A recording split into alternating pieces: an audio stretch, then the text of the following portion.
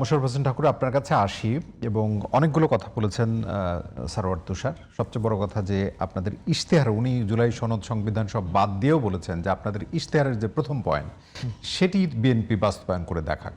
মানে সেটা তো জনগণ বিবেচনা করবে যে বাস্তবায়ন করছে কিনা। এখন যদি বাস্তবায়ন করে জনগণ 5 বছর পরে যখন জনগণের কাছে যাবে তখন বিএনপিকে মানুষ ইয়েস বলবে।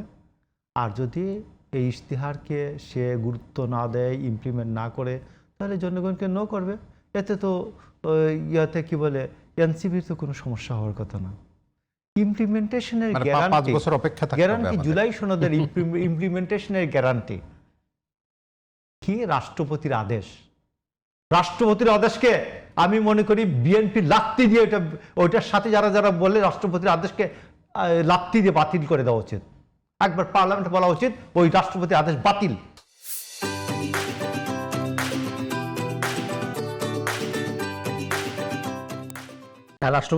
রাষ্ট্রপতির আদেশ বাতিল। রাষ্ট্রপতির আদেশের জন্য রাষ্ট্রপতির দায় নাই, কারণ 48-এর 3 অনুচ্ছেদ অনুযায়ী রাষ্ট্রপতিকে যাহা দেন উপদেষ্টা, মন্ত্রী পরিষদ, ক্যাবিনেট যাহা দেন তিনি তাহা স্বাক্ষর করেন। এই রাষ্ট্রপতির আদেশের জন্য রাষ্ট্রপতির কোনো দায় নাই, কারণ king cannot do wrong. King নিজে করেন না, মানে প্রেসিডেন্ট ক্যানট ডু রং আমাদের সংবিধানে।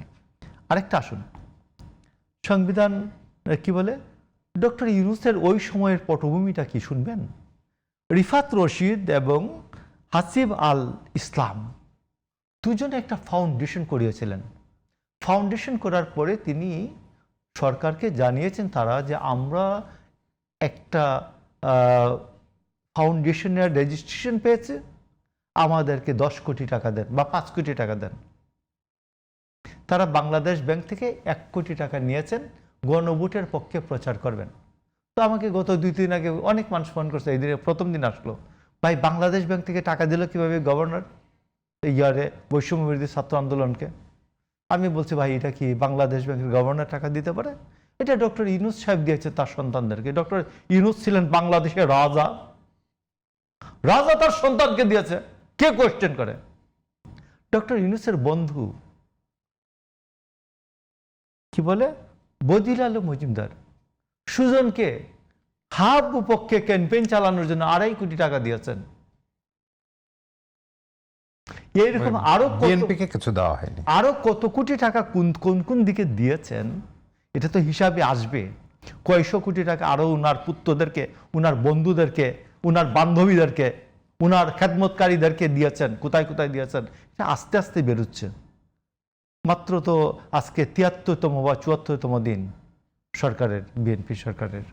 তো এইটা মাত্র 2টা কেস বেরিয়েছে, আরো কেসগুলো বেরোবে। তো ডক্টর ইউনূস সে তো বাংলাদেশের যে বাংলাদেশ একটা আধুনিক রাষ্ট্র, এখানে যে একটা সংবিধান আছে, কনস্টিটিউশন আছে, শপথ গ্রহণের মাধ্যমে পদ গ্রহণ ছাড়া আর কোনো কিছুকেই সে রাষ্ট্র মানত না, সংবিধান মানত না। আপনি দেখবেন ডক্টর ইউনূস আমার সংবিধানের 48-এর 5 অনুচ্ছেদ অনুযায়ী তার বলার কথা, প্রতিটা বৈদেশিক সফরের পরে এবং প্রতিটা বৈদেশিক এই চুক্তি স্বাক্ষরের পর রাষ্ট্রপতিকে অবহিত করবেন। রাষ্ট্রপতি এটা ক্যাবিনেটে দিবেন আলোচনার জন্য অথবা পাবলিক করবেন।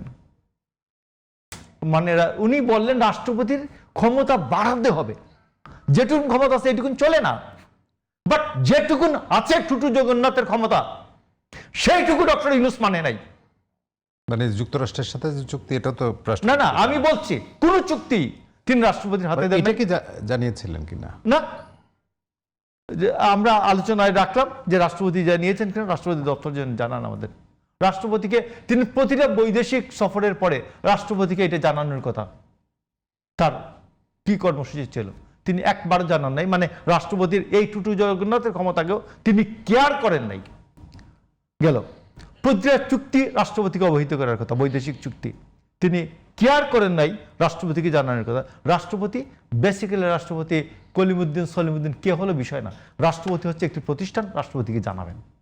মানে তিনি মুখে বলছেন রাষ্ট্রপতির ক্ষমতা বৃদ্ধি করতে হবে, বাট আলী রিয়াদ বলছে রাষ্ট্রপতির ক্ষমতা বৃদ্ধি করতে হবে, তারা মানেন নাই, তা ইমপ্লিমেন্ট করেন নাই। তো ইমপ্লিমেন্টেশনের গ্যারান্টি রাষ্ট্রপতি স্বাক্ষরের, এটা আমি মানব কেন? বেআইনি।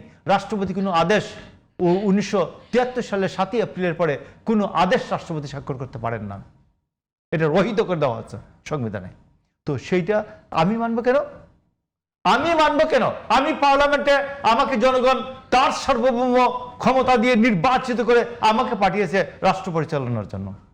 আমি ডক্টর ইউনূস আলী রিয়াজ কোথাকার কোন আলী রিয়াজের ফর্মুলা ডক্ট্রিন আমাকে মানতে হবে কেন? আমি মানবো বাংলাদেশের জনগণের নির্বাচিত পার্লামেন্ট যে সিদ্ধান্ত দেয়। যখন বৈঠকগুলো করলো বিএনপিও তো ছিল, খুব সরব উপস্থিত ছিল, সালাউদ্দিন আহমদ ক্রমাগত কথা বলেছেন। মানে এখন সমস্ত বিষয়টার দায়কে আসলে আলী রিয়াজ বা আপনি যাদের কথা বলছেন, আমি আপনাকে বলি, আপনি দায়টা দিলে জনগণ আসলে কি মেসেজটা পাবে? ডক্টর ইউনূস 2 হাতে টাকা ছড়াচ্ছে 2 হাতে।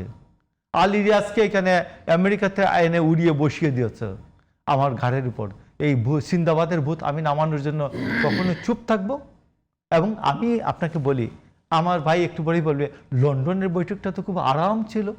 হ্যাঁ, লন্ডনের বৈঠকটা আরাম ছিল কিভাবে? যে ডক্টর ইউনূসের পীর সাহেব ফ্রান্সে বসবাসকারী আল্লামা পিনাকি ভট্টাচার্য, তিনি বলতেন মির্জা ফখরুল ইসলাম আলমগীরকে উদ্দেশ্য করে, ও মির্জা ভাই, আপনারা না ডক্টর ইউনূসের বিরুদ্ধে আন্দোলন করবেন, বলেন আসেন তো দেখি একটা আন্দোলন করেন, বিএনপির নেতাকর্মীরা আপনাদের পিটাইয়ে ঘরে উঠাই দিয়ে আসবে।